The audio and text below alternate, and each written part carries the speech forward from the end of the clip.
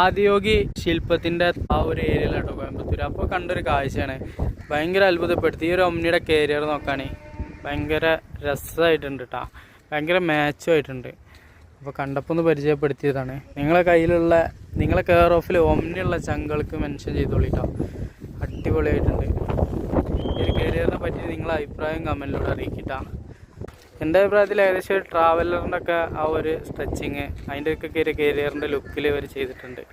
നമ്മൾ മാലിക്കിന് ഈ ഒരു പാർക്കിങ്ങിൽ ഇട്ടിട്ടുണ്ട് കേട്ടോ. ഒരുപാട് വണ്ടികളും കാര്യങ്ങളൊക്കെ ഉണ്ട്.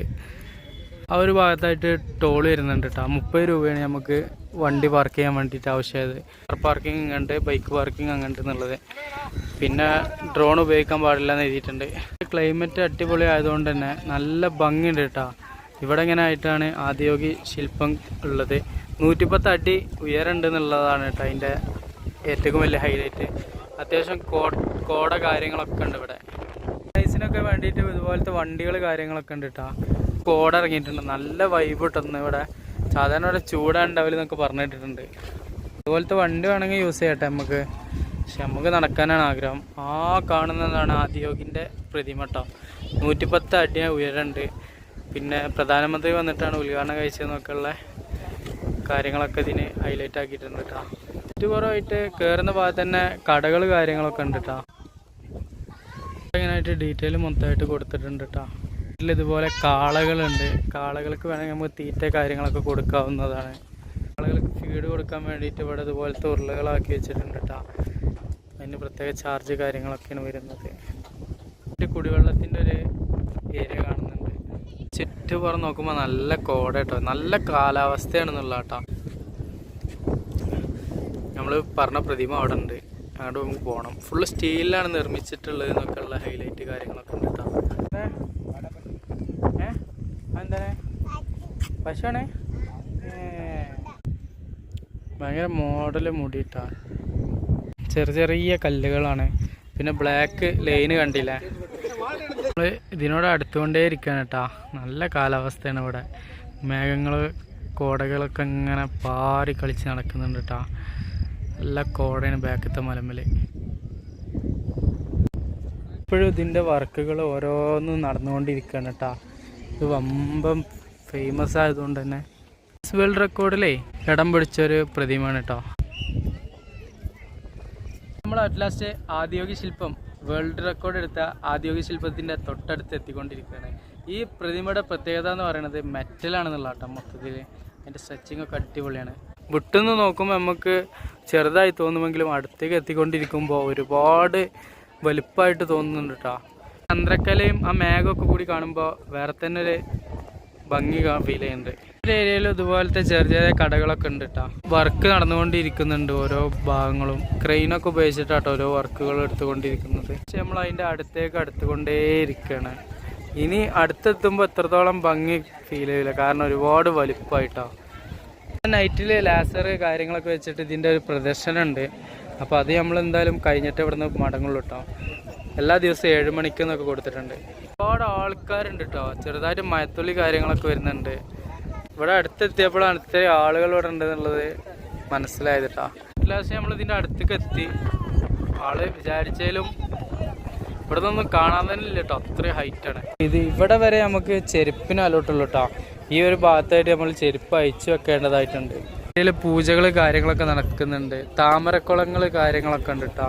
ഈ ഒരു ഏരിയക്ക് കടക്കാനായിട്ടുള്ള കവാടാണിത്. ഇങ്ങനെ റൗണ്ട് അടിച്ചിട്ട് ക്രൗഡ് കൂടുതലുണ്ടാവുമ്പോൾ ചെയ്യാൻ വേണ്ടിയിട്ട്. അതിൻ്റെ ഉള്ളിൽ പലതരം പൂജകളുണ്ട് നടക്കുന്നത്. ഈ ഒരു ഏരിയയിൽ കല്ല് കരിങ്കല്ല് എല്ലാം കൂടി മിക്സ് ആയിട്ട് ഭംഗിയിൽ തന്നെ ചെയ്തിട്ടുണ്ട് കേട്ടോ. ഇടയിൽ ബ്ലാക്ക് കല്ലൊക്കെ കൊടുത്തിട്ട് നല്ല ഭംഗിയുണ്ട് കാണാൻ. ഈ ഒരു ഏരിയക്ക് എത്തിയപ്പോൾ ഈ ഒരു രൂപത്തിൻ്റെ വലിപ്പവും കാര്യങ്ങളൊക്കെ ഇങ്ങനെയാണ് കേട്ടോ. ആയിട്ട് വലിയൊരു വിളക്കുണ്ട്. അതിൻ്റെ അടുത്തേക്ക് കടക്കാതെ ഇരിക്കാൻ വേണ്ടിയിട്ട് ഇതുപോലെ മതിൽക്കെട്ടുകൾ നിർമ്മിച്ചിട്ടുണ്ട് കേട്ടോ. ഇത് ഒറിജിനൽ ഷീറ്റ് കൊണ്ടാണ് നിർമ്മിച്ചിട്ടുള്ളത്. ഒരുപാട് കറുത്ത തുണികൾ കൊണ്ടൊക്കെ കെട്ടിയിട്ടുണ്ട് കേട്ടോ. ഒരുപാട് കെട്ടലുകൾ കാണുന്നുണ്ട്. മാല ഒറിജിനലായിട്ട് ഉള്ളതാണ് കേട്ടോ. മുത്തുകൾ കൊണ്ട് കോർത്തുണ്ടാക്കിയ വലിയ മാലയാണ് കേട്ടോ. ഒറിജിനൽ മാലയാണ്. ചങ്ങലി ഇതൊന്നല്ല, ഒറിജിനൽ മുത്തുകൾ കൊണ്ടുണ്ടാക്കിയ മാലയാണ് കേട്ടോ. നമ്മൾ ഈ ഒരു പ്രതിമുഖ ഭാഗത്താണ് ഒഴിഞ്ഞു കിടക്കുന്ന ഗ്രൗണ്ടിൻ്റെ നടുക്കായിട്ടാണ് ചെയ്തിട്ടുള്ളത്.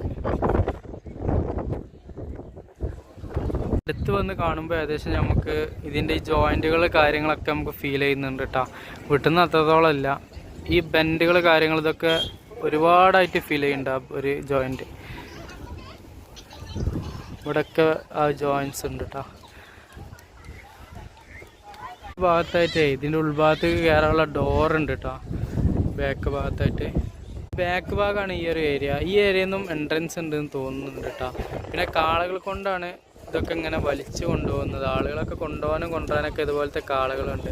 ഇതിൽ കയറണമെന്നുണ്ടെങ്കിൽ 20 രൂപയാണ് കേട്ടോ. ഓരോരുത്തർക്ക് 10 രൂപ, 2 ആൾക്ക് 20. അങ്ങനെ ഞങ്ങൾ അവിടുന്ന് പോവുകയാണേ. ഞങ്ങൾ ഈ വണ്ടിയിലാണ്.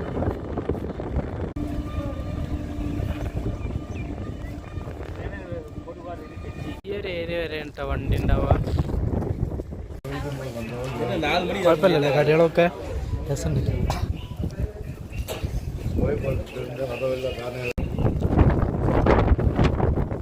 ഇപ്പോഴത്തെ അവസ്ഥകൾ പറയുമ്പോഴേ ഗോദ്രേജിന് പൂട്ടിട്ടച്ച മാതിരി കേട്ടോ. അത്രയും വലിയ രൂപങ്ങളും കാര്യങ്ങളൊക്കെ മെറ്റലിലൊക്കെ ഉണ്ടാക്കിയിട്ട് ബാത്റൂം കണ്ടാണ് ഓലോണ്ടാണ് മറച്ച് വെച്ചിരിക്കണേ. അതേപോലെ മേലെ ടോപ്പില്ല എന്നൊക്കെ പറഞ്ഞ് ജെസ്സി പോയപ്പോൾ. പക്ഷെ ലേഡീസിനും ജെൻസിനും വേറെ വേറെ ഉണ്ട് കേട്ടോ. പിന്നെ റോഡും കാര്യങ്ങളൊക്കെ നോക്കുമ്പോഴേ ഈ ഓലോടിന് മറച്ച് വെച്ചതിൻ്റെ ഉദ്ദേശം എന്താണെന്നുള്ളതും ടോപ്പില്ലാത്തതിൻ്റെ ഉദ്ദേശം എന്താണെന്നുള്ളതാണ് മനസ്സിലാവാത്തത്. വെയിലാണെങ്കിലും മഴയാണെങ്കിലും ഉള്ള അവസ്ഥ. ഇവിടെ എത്തിയപ്പോഴാണ് കേട്ടോ മനസ്സിലായത് ഇത് മൊത്തം റെഡിമെയ്ഡ് ടോയ്ലറ്റുകളാണ് കേട്ടോ, ഷീറ്റോണ്ട് മറിച്ചിട്ടുള്ള. വന്നപ്പോഴേ ഇത്രയൊന്നും വണ്ടികളുണ്ടായിട്ടില്ല കേട്ടോ. ഏകദേശം 6:30 മണിയായി. ഇനിയിപ്പോൾ 7 മണിക്ക് ലാസർ ഉണ്ട് അതിൻ്റെ മേലേക്ക് അടിക്കണത്. അപ്പോൾ അതൊക്കെ കൂടി കാണാനായിട്ട് വെയിറ്റ് ചെയ്തതാണ്. അപ്പോൾ നോക്കുമ്പോൾ ഈ പറമ്പൊക്കെ നിറഞ്ഞിട്ടോ. കൂടുതലും ട്രാവലറുകളും ബസ്സുകളൊക്കെ ആയിട്ടാണ് വരുന്നത് ആളുകൾ. ഒരു സംഭവത്തിന് വേണ്ടിയിട്ട് വെയിറ്റ് ചെയ്താട്ടാ. ഇതാ കളർഫുൾ ആയിരിക്കും എന്ന് വിചാരിക്കണേ. ഇനി നമ്മൾ ഉച്ചക്ക് വന്നതിലേറെ ആൾക്കാരുണ്ട് കേട്ടോ ഈ ഒരു ടൈമിൽ. എല്ലായിടത്തും അത്യാവശ്യം ആളായി. അങ്ങനെയും ക്രൗഡ് കൊള്ളിക്കാനുള്ളൊരു ഏരിയ ഇവിടെ ഉണ്ട് കേട്ടോ. അതുകൊണ്ട് പേടിക്കാനില്ല. ഒരു 10,000 കണക്കിന് ലക്ഷക്കണക്കിന് ആൾക്കാർ വന്നാലും അതിനുള്ള സ്പേസ് ഉണ്ട്. കാണുന്ന ടോപ്പിലാട്ടോ ആൾക്കാർ ഇരിക്കണേ ലേസർ അടിക്കാൻ വേണ്ടിയിട്ട്. അവിടെ നിന്നാണ് ലൈറ്റ് ഇങ്ങനെ ഇതിനിപ്പോൾ ഒരു നീല കളർ വരുത്തിയിട്ടുണ്ട്. ഈ സൈഡിലൊക്കെ ആയിട്ട് ബോക്സുകൾ ക്രമീകരിച്ചിട്ടുണ്ട് കേട്ടോ. ഇനി അത്യാവശ്യം സൗണ്ടിൽ ഇവിടുത്തെ കാര്യങ്ങളൊക്കെ അവതരിപ്പിക്കാമെന്ന് തോന്നുന്നുണ്ട്. എന്തായാലും നമ്മൾ വെയിറ്റിങ്ങിലാണ്, കട്ട വെയിറ്റിങ്ങിലാണ്. ഇതിന് വേണ്ടിയിട്ടാണ് നമ്മൾ ഏകദേശം ഒരു 3-4 മണിക്കൂർ നമ്മൾ വെയിറ്റ് ചെയ്തിട്ടുണ്ട്. 4 അല്ല 5 മണിക്കൂറോളം അല്ലേ, 5 മണിക്കൂറോളം നമ്മൾ വെയിറ്റ് ചെയ്തിട്ടുണ്ട് കേട്ടോ. കട്ട വെയിറ്റിങ്ങിലാട്ടോ എല്ലാവരും. വെയിറ്റ് ചെയ്ത് മടുത്തിട്ടേ ഇരുന്നു കേട്ടോ. അപ്പോൾ എല്ലാവരോടും ഇരിക്കാനൊക്കെ പറഞ്ഞിട്ടുള്ള അനൗൺസൊക്കെ വന്നു കേട്ടോ. അതിൻ്റെ മേലെയാണ് അനൗൺസർമാരൊക്കെ ഇരിക്കണമെന്നുണ്ട്.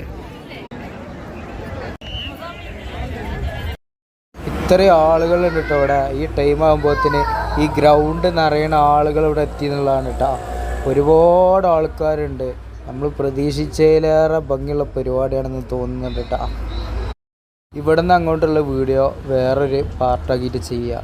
കാരണം കോപ്പി റൈറ്റിംഗ് വരാൻ ചാൻസ് ഉള്ളതുകൊണ്ട് ഇതുവരെ എടുത്ത വീഡിയോസിനും കൂടി അത് നഷ്ടപ്പെടരുതെന്ന് കരുതിയിട്ടാണ് കേട്ടോ. അപ്പോൾ കറക്റ്റായിട്ട് ഇവിടെ എന്താണ് നടക്കുന്നത് എന്നുള്ളത് ഞാൻ അടുത്തൊരു വീഡിയോയിൽ കൊണ്ടുവരാം.